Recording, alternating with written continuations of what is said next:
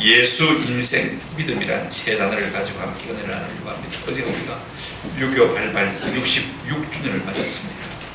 이제는 막 66년이 지났으니까 유교를 경험한 세대가 차츰 세상을 떠나가고 있습니다.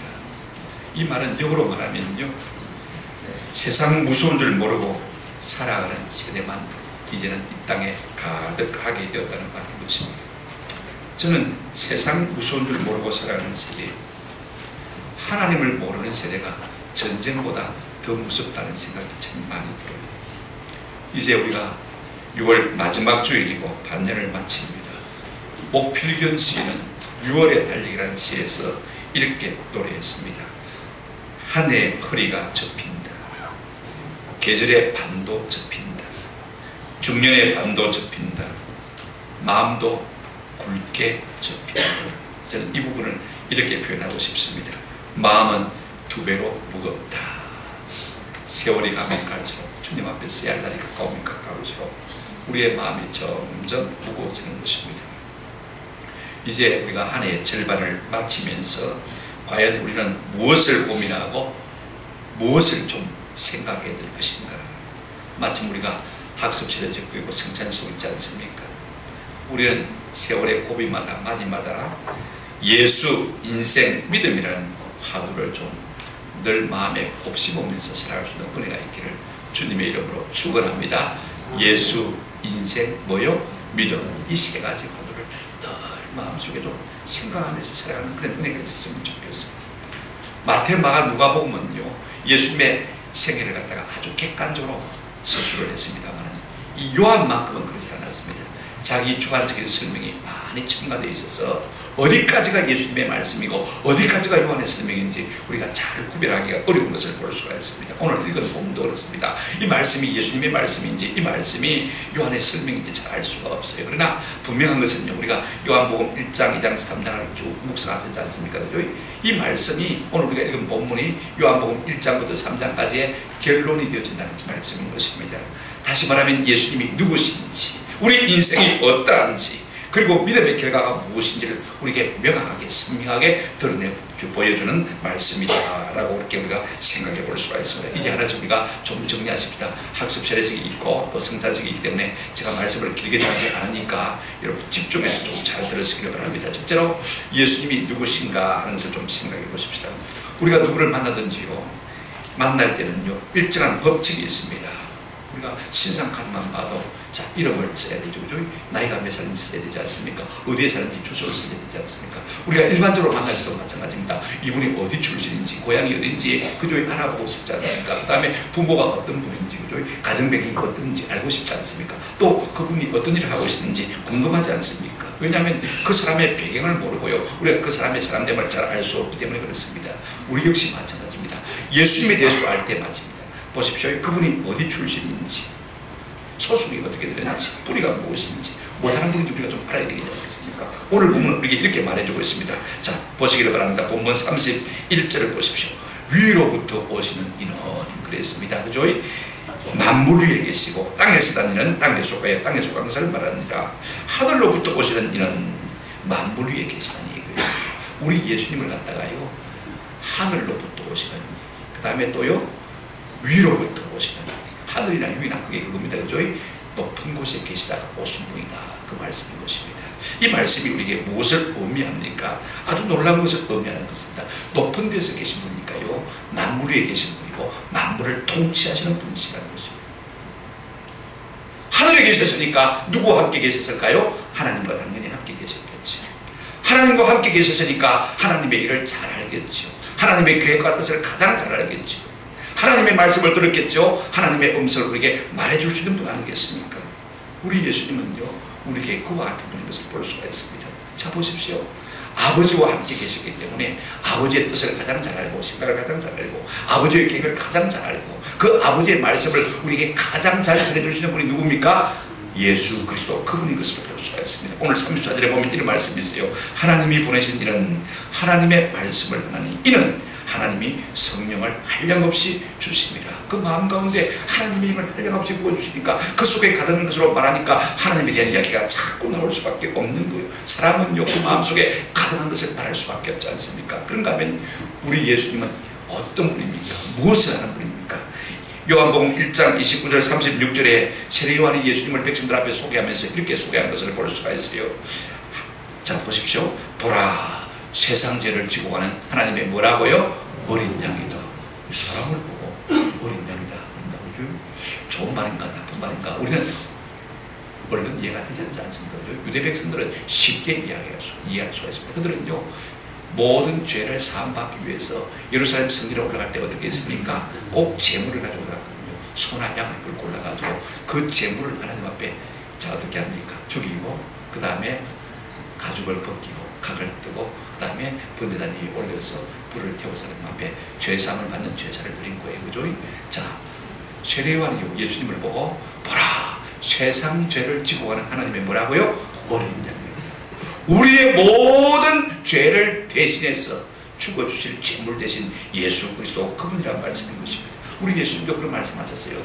마태복음 20장 28절 말씀에 보면 인자가 온 것은 섬김을 받으려 함이 아니라 도리어 섬기려 하고 자기 내 목숨을 많은 사람이 뭘로요? 대속물로 주려 합니다.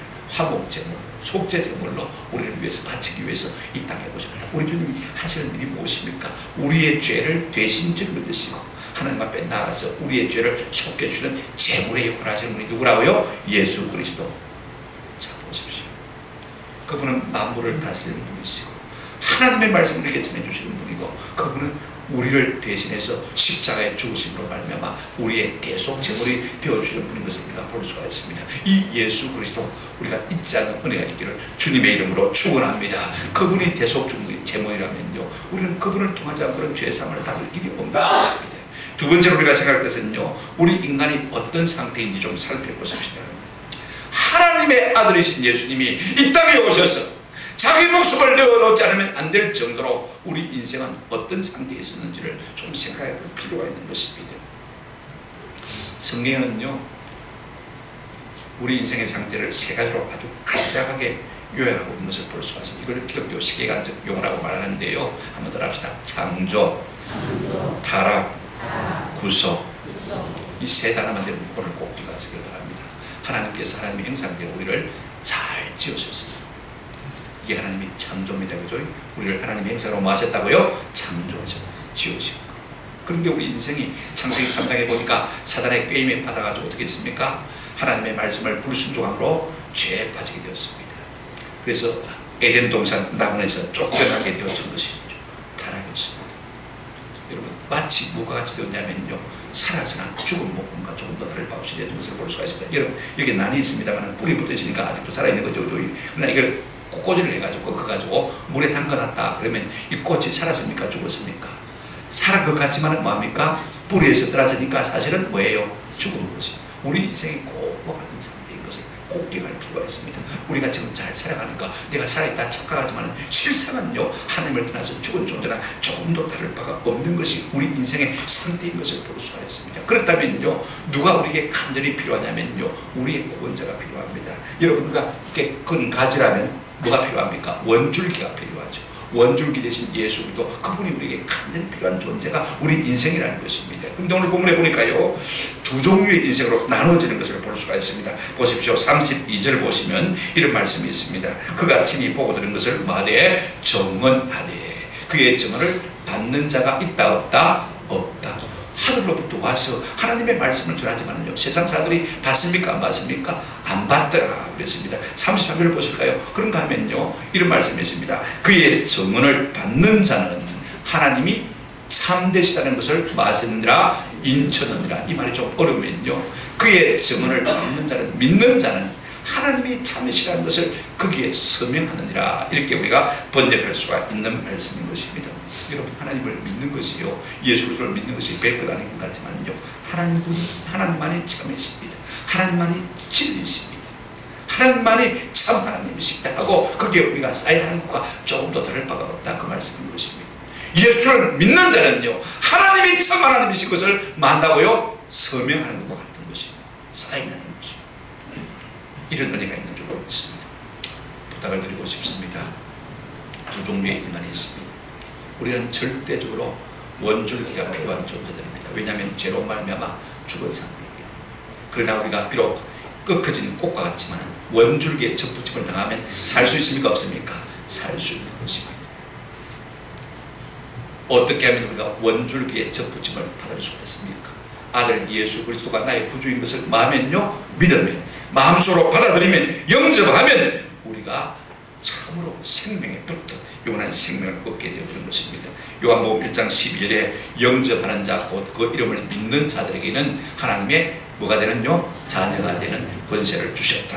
이렇게 말씀하고 있는 것을 볼 수가 있습니다. 여러분, 우리는요 예수 떠나서는 살 수 없는 참으로 공고한 인생인 것을 바로 기억할 필요가 있습니다. 사도 바울은 로마서 7장 24절에서 이렇게 고백했습니다. 오라, 나는 공고한 사람이로다.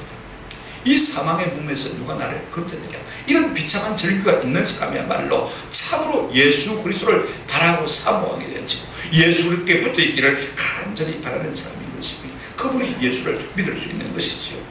그렇다면 세 번째로, 예수를 내 마음속에 영접하고 믿는 사람은 어떤 유익을 얻는가 하는 것을 좀 생각해 봤으면 좋겠습니다. 세상의 모든 법과 종교는요 이렇게 우리에게 말해주고 있습니다. 한번 따라 하십시다. 행하라, 그러면 살리라. 세상의 모든 법과 모든 종교는요 우리에게 행해라, 그러면 살리라. 오늘 우리가 십계명을 살펴보았습니다만은요, 여러분 십계명을 지난 한 주간 동안 살면서 나는 하나도 위배됨이 없이 살았다라고 말할 수 있는 분이 있습니까? 여러분, 우리 예수님은요 제6계명 살인하지 말라라고 말씀하셨지 않습니까? 그죠? 근데 이 말씀을 해석하기를 이렇게 말씀하셨어요. 마음의 행제를 미워하는 자마다 이미 뭐 했다고요? 살인했다. 7계명 간음하지 말라. 마음의 이성을 보고 음욕을 부는 자 이미 뭐 했다고요? 간음했다고 했습니다. 우리가 하루에 5만 가지 생각을 하며 사는데 우리의 마음속에 미움이 없었던 적이 있습니까? 우리 마음속에 음욕이 없었던 적이 있습니까? 다 우리가 하나님의 계명을 어기고 사는 사람들인 것입니다. 행하라, 그러면 살리라. 누가 그렇게 살 수가 있습니까? 아무도 살 수 있는 사람이 없습니다. 그러나 성경만은 우리에게 뭐라고 말하고 있습니까? 한번 더 하십시다. 믿으라, 그러면 살리라. 예수 그리스도 그분이 하나님의 아들이심과 우리의 구주이심을 믿기만 하면 영원히 사는 생명을 주시겠다고 성경은 그대로 우리에게 약속하고 있는 것을 볼 수가 있습니다. 자, 36절 한번 말씀 보시길 바랍니다. 36절 이렇게 말씀하고 있습니다. 아들을 믿는 자에게는 뭐가 있고요? 영생이 있고. 36절만 그렇게 말하고 있는 것 아닙니다. 요한복음 3장 16절에도 이미 말씀했습니다. 하나님이 세상을 처럼 사랑하사 독생자를 주셨으니 이는 그를 믿는 자마다 마지 않고요 멸망하지 않고 뭘 얻는다고요? 영생을 얻게 하려 하십니다.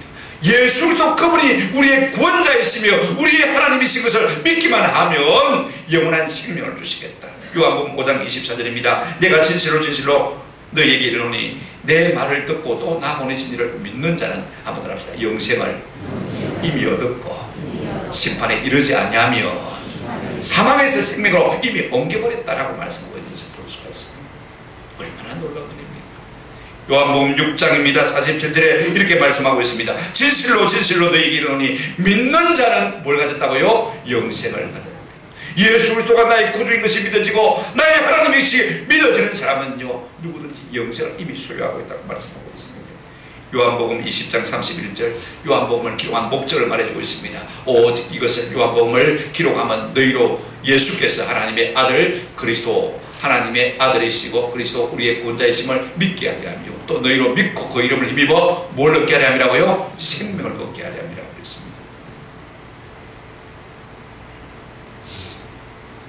우리 하나님은요 그 아들 예수를 땅에 보내어서 그를 믿게 하심으로 말미암아 모든 사람에게 영원한 생명 주시기를 한없이 기뻐하시는 하나님이신 것을 우리가 보게 되었습니다. 그러나 그럼에도 불구하고 그 아들 예수를 믿지 않는 자에게는 어떤 일들이 주어집니까? 오늘 본문 36절 계속해서 보시기를 바랍니다. 아들을 믿는 자에게는 영생이 있지만은 아들에게 순종하지 아니하는 자는 영생을 맞지 못하고요 보지도 못하고 도리어 하나님의 진도가 그 위에 머물러 있는데, 오늘 우리는요 돈만 있으면 좋은 집만 살면 좋은 차에 타고 다니면요 좋은 높은 지명의 권세 있으면 이것이 행복이다 망고땡이다 그렇게 생각합니다만 그렇지 않습니다. 오히려 이런 것들은요 예수 믿는 믿음과는 좀 반대되는 것들, 영생과는 더 멀어지는 요소들인 것입니다. 영생은 거짓과 술수로 이 땅에 속한 것으로 받을 수가 없습니다. 불의와는 상관이 없는 것이죠. 로마서 1장 18절에 하나님의 진노가, 로마서 1장 18절입니다. 불의로 진리를 막는 모든 사람, 모든 경건하지 않은 뭔가 불의에 대하여 하늘로부터 나타나니, 그렇게 말하고 있습니다. 오늘날 세상 사람들은요, 불의를 가지고 진리의 입을 탐나고, 영국이 브렉시트 때 있습니다. EU에서 탈퇴를 했습니다만 아마 이로 말미암아 미국에서도 클렉시트 했으면 참 좋겠다. 제가 만든 말입니다. 클린턴이 인기가 있습니다. 힐러리 클린턴이 인기가 있습니다만 이분은 모든 사람이 다 좋게 하다는 주의입니다. 그걸 기억하세요. 결국 동성애 합법화시킬 겁니다. 그죠? 지금 대북 간 미국의 11명 가운데서 1명은 돌아가서 안 계시고 5분이 동성애 반대하고 5분이 동성애 찬성합니다. 5대5죠. 팽팽합니다. 근데 오바마가 자기 사람 동성애 찬성자로 세우려고 합니다. 그죠? 하나님의 법을 거스르겠다는 말이죠. 그죠? 그러면 6대5 되면 누가 이깁니까? 동성애자가 이기게 되었습니다. 그죠? 그런데 이번에 이 트럼프 있지 않습니까? 도널드 트럼프라는 사람은요, 생기기는 좀 험상궂게 생기고 말은 좀 거칠게 해요. 근데 이분이 한 말이 있습니다. 난 내가 대통령이 되면 11명 정부를 갖다가 동성애 반대자로 세워요. 대법관 11명 정부. 그러니까 어느 사람이 여러분 진실한 사람입니까? 정직한 사람입니까? 하나님 앞에서 누가 복된 사람입니까? 미국 교회가요, 동성애 반대를 하는 성명을 못 내요. 세상 가서 외치지를 못해요. TV 방송에 나가서 말을 못해요. 왜 그렇습니까? 기독교의 교리를 일반 방송에서 외치거나 광고하거나 선포하게 되면 벌금을 물도록 그렇게 법합니다.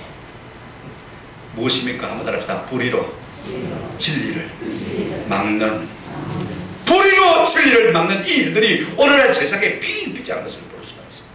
다수에 의해서 밀리게 되어지는 걸 우리가 많이 보지 않습니다. 그런 사람에게 뭐가 임한다고요? 하나님의 진노가 임합니다. 하나님을 믿는 사람은 그렇게 할 수가 없는 것입니다. 오늘 우리의 고민은 두 가지입니다. 한번 더 합시다. 예수를 믿을 것인가, 말 것인가, 그분께 순종할 것인가, 불순종할 것인가. 오늘 35절 보시면요, 아버지께서 아들을 사랑하사 만물을 다 그의 손에 뭐 하셨다고요? 주셔서. 그렇다면 그분이 만물의 통치자입니다. 여러분, 세상 권력, 세상 부가요, 커 보이지만은요, 그것도 아무것도 아니에요. 주님만이 영원한 지배자, 영원한 통치자입니다. 우리가 그분의 줄을 대지 않냐고, 그분에게 순종하지 않냐면 우리 장래가 있습니까? 없습니까? 없습니다. 세상 권력 길어봐야 10년밖에 안 돼요. 세상국 오래 가봐야 10년밖에 안 돼요. 3대를 근처하지 못하는 것을 볼 수가 있습니다. 우리가 누구에게 충성해야 되겠습니까? 누구에게 진실해야 되겠습니까? 스스로 결단할 수 있는 그런 은혜가 있으면 참 좋겠다 하시고 이제 말씀을 맺습니다. 요한은요, 하나님이 우리에게 주시기를 원하시는 것이 무엇인지 우리에게 선명하게 보여주고 있습니다. 여러분, 요한복음 3장을 다시 집에 가서 한번 읽어보시면요, 영생이란 말이 요한복음 3장에만 4번 나옵니다. 하나님의 나라라는 말이 2번요, 하늘나라라는 말이 4번 나옵니다. 그런데 조금 이것을 다른 뜻으로 풀어쓴 영원한 생명이란 말이요, 이 요한복음 3장 안에서만 10번이 나와요. 도합 합치면 몇 번입니까? 전부 합치면 20번. 그만큼 하나님은 우리에게 영생, 하나님의 나라, 영원한 생명을 우리에게 주시기를 원하시는 줄로 믿습니다. 누구에게? 예수 그리스도가 하나님의 아들이시요, 예수 그리스도가 우리의 구원자이심을 믿는 자에게 영원한 생명을 하나님은 우리에게 주시기를 기뻐하시는 줄로 믿습니다. 여러분, 서울 양화진에 가면요, 선교사 묘소와 함께 외국인 묘지가 있습니다. 거기에 한 묘소에 가보면요, 1985년 일본 항공기가 후진하면서 추락을 했을 때 참변을 당한 두 소년의 무덤이 있습니다. 16살, 14살 형제지간의 무덤인데 그 아버지가 세운 곳에 묘비에 이렇게 쓰여져 있습니다. 인류 발전사에 공헌할 수 있었던 너희들이었는데 일본 항공기 추락사고로 생명을 잃다니 아깝다, 억울하다, 맹복을 빈다, 아빠가 이렇게 새겨져 있는 것을 볼 수가 있습니다. 참 참담하죠. 안타깝죠. 근데 그 한강 건너 1983년에 죽은 12살로 죽은 한 소년의 무덤이 거기에 있습니다. 그 묘변에 이렇게 써져 있습니다. 내 아들의 기쁨의 삶은, 한번 더 합시다. 지금도 주님과 더불어 계속되고 있습니다. 아들의 죽음을 두고 아깝다, 억울하다, 맹목을 빈다, 그 말을 하고 싶습니다. 아니면 내 아들의 기쁨의 삶은 지금도 주님과 더불어 계속되고 있습니다, 이 말을 남기기를 합니까? 여러분, 어느 쪽을 택하기를 합니까? 똑같은 아들을 애도하는 비문에서 우리는 믿음이 있는 것과 믿음이 없는 것의 차이를 보게 되어지는 것입니다. 예수님은 이 땅에서 생명의 떡으로 사신 분입니다. 우리가 이 예수를 믿고 먹으면요, 영원한 생명을 얻게 되었지만 믿지 않고 먹지 않으면요, 하나님의 진노 가운데 거할 수밖에 없는 것입니다. 우리가 영원한 생명을 택할 것인가, 하나님의 진노를 택할 것인가, 순전히 우리의 몫입니다. 저는 바라건대 우리 온 교회와 성도가 예수 그리스도를 나의 하나님, 나의 구주로 영접하고 내 마음속에 모시고 영원한 생명을 누리고 하나님 나라에서 영원히 사는 복을 누리시기를 주님의 이름으로 축원합니다. 아멘.